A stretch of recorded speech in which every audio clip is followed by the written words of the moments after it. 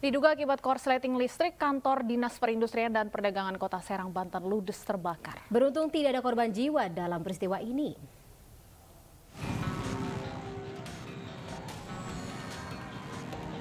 Inilah video amatir peristiwa kebakaran di kantor Dinas Perindustrian dan Perdagangan Kota Serang, Banten, Jawa Barat. Pada peristiwa yang terjadi Senin dini hari, kobaran api membakar ruangan sekretariat yang menyimpan berbagai dokumen.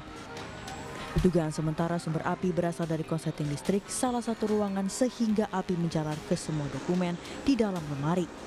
Beberapa ruangan yang hangus dilalap si jago merah antara lain ruang sekretariat, ruang sekretaris, dan ruang bidang koperasi. Kita belum dapat rilis resmi. Saya juga tidak mau berspekulasi, tapi kemungkinan sih sepertinya dari listrik. Karena memang dari kemarin juga banyak masalah di listrik di sini, gitu. Sering mati dan juga sering konslet, gitu. Kobaran api dapat dipadamkan selama 2 jam oleh petugas pemadam kebakaran dari Kota Serang dan Kabupaten Serang. Tak ada korban jiwa dalam peristiwa tersebut. Dari Serang, Banten, Mahesa Apriyandi, iNews melaporkan.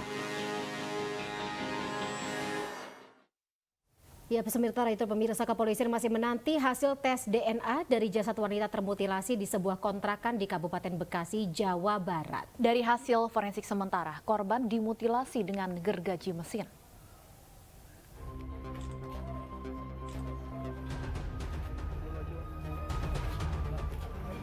Petugas Inafis Polda Metro Jaya menggelar olah tempat kejadian perkara di sebuah rumah kontrakan yang disewa oleh ME, pelaku pembunuhan seorang wanita yang jasadnya disimpan di dalam 2 box di Kampung Buaran, Tambun Selatan, Kabupaten Bekasi, Jawa Barat.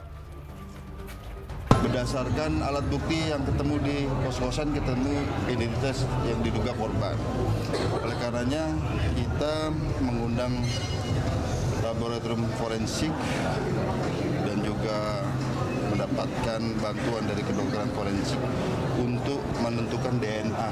Apakah benar jenazah yang ada di 2 kontainer ini cocok dengan identitas yang ada di TKP seorang wanita. Nah, sampai sekarang kita sedang menunggu hasil.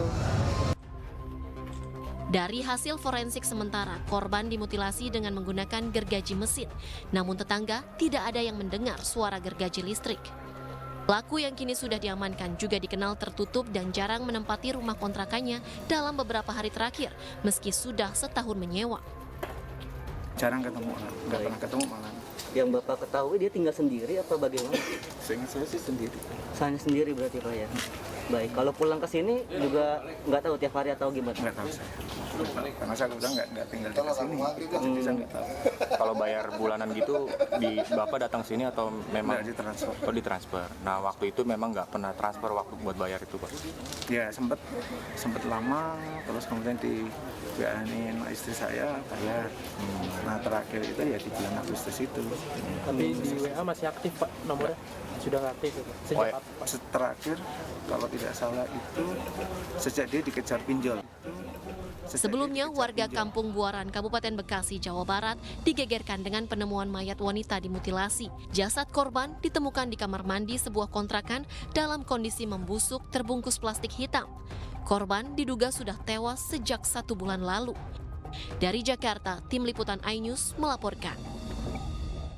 Sementara itu pemirsa, seorang wanita ditemukan tewas mengenaskan di dalam kamar indekos di kawasan Denpasar Selatan, Bali. Korban ditemukan dalam kondisi hampir tanpa busana dengan leher terjerat kabel listrik.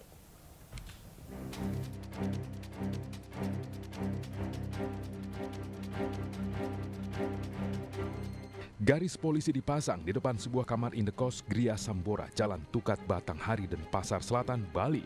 Pasalnya di kamar ini ditemukan jasad seorang wanita muda. Pasalnya di kamar ini ditemukan jasad seorang wanita muda berusia 26 tahun dengan kondisi mengenaskan. Peristiwa ini pertama kali diketahui teman korban yang curiga lantaran tidak mendapat respon ketika mengetuk pintu kamar korban. Korban AS yang merupakan warga asal Batam, Kepulauan Riau tewas dengan kondisi hampir tanpa busana dan leher terjerat kabel listrik. Menurut keterangan saksi, AS menyewa kamar sejak 4 bulan lalu. Polisi menduga AS menjadi korban perampokan karena sejumlah barang berharga milik korban tidak ditemukan. Namun di lokasi kejadian polisi menemukan alat kontrasepsi. Ada beberapa barang-barang milik, ya barang-barang milik korban yang hilang. Kemungkinan dari tersangka.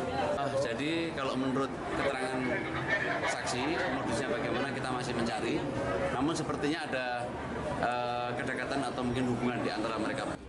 Polisi masih mengumpulkan bukti dan memeriksa sejumlah saksi untuk mencari pelaku perampokan yang disertai dengan pembunuhan ini.